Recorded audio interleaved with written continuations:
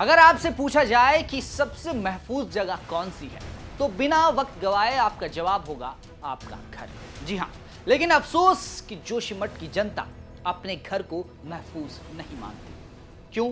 क्योंकि जोशीमठ में दरारों का जो आतंक रहा है वो पिछले 6 महीनों से नहीं बल्कि कई महीनों से है। जोशीमठ की जनता दरारों की समस्या से कई वक्त से जूझ रही है, लेकिन इस साल की शुरुआत ही उनकी दरारों के साथ हुई। जोशीमठ के कई वार्ड और कई गांव इस समय इस समस्या से जूझ रहे हैं। एक गांव जो बुरी तरीके से लैंडस्लाइड की जद में है और बारिश के बाद तो गांव वालों के लिए गांव में रहना इतना मुश्किल हो गया है कि लगातार वो प्रशासन से विस्थापन की मांग करने लगे हैं। हालात ये हो गए हैं कि लोग अपना बसा बसाया घर छोड़कर किराए के मकानों में रहने को मजबूर हो गए हैं। दिन दहाड़े धूप में पहाड़ खिसकने लगे हैं, कई घर खतरे की जद में हैं। इस रिपोर्ट में मैं आपको बताऊंगा कि किस बदनसीब गांव की मैं बात कर रहा हूं। नमस्कार, आप देख रहे हैं उत्तराखंड तक, मैं हूं आपके साथ विजय नेगी। बात हो रही है जोशीमठ के ही एक गांव पगनो गांव की। जी हां, पगनो गांव, जहां हालात इस वक्त कितने बदतर हो गए हैं वो आप तस्वीरों में देख सकते हैं। आए दिन इन पहाड़ों पर मुसीबत के नए नए पहाड़ खड़े होते हुए दिखाई दे रहे हैं। वहीं गांव में स्थित 60 से 70 परिवार खतरे की जद में नजर आ रही हैं। 50 मकान तो खतरे के मुंह में हैं, जो कभी भी ढह सकते हैं। हाल एक बार फिर बुरा है। जोशीमठ शहर में भी हमने दरारों के सिलसिले को देखा था। लोगों ने बसे बसाए आलीशान घरों को छोड़ दिया था। उनकी आंखों के आगे, उनके आशियानों पर खतरे के लाल निशान लगा दिए गए थे। वहीं अब खतरा इस गांव में भी पनपता हुआ दिखाई दे रहा है।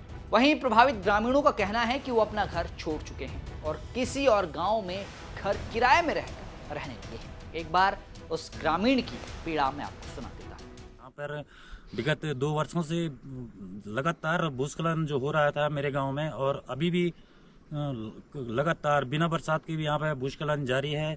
और अभी तक नुकसान मेरे गांव में काफ़ी हो चुका है, जल से लेकर, भूमि से लेकर, मकानों का से लेकर। और अभी पीड़ित परिवार लोग जो हैं, अभी तक देखा जाए तो कम से कम 10 परिवार जो है घर छोड़कर बेघर हो रखे हैं, और दूसरे स्थान पे अपना कैसे करके भी कोई टेंट के नीचे रह रहा है, कोई टीन के नीचे रह रहा है, अभी भी ऐसे जीवन काट रहा है।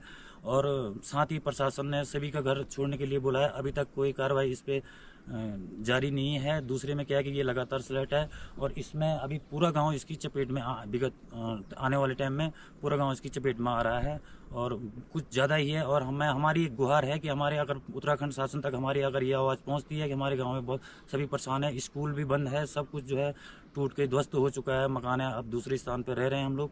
तो हमारी आवाज़ जो है मुख्यमंत्री धामी सरकार तक पहुँचे, तो हम विनती करते हैं। धन्यवाद। आपको ये भी बता दूं कि कुछ महीनों से इस भूस्खलन ने जो रफ्तार पकड़ी हुई है उसका आलम यह है कि लगातार गांव वाले दहशत में जीते जा रही हैं। बीते महीने गांव में एक मकान भरभरा कर टूट गया और बारिश के चलते भारी मात्रा में पानी और मलबा लोगों के घरों में घुस गया, जिस वजह से लोग परेशान हो गए और प्रशासन से विस्थापन की लगातार लोग मांग कर रहे हैं। अभी भी कुल मिलाकर 35 ऐसे मकान हैं जो खतरे के साए में नजर आ रही हैं। तस्वीरें काफी भयानक और नाजुक हैं।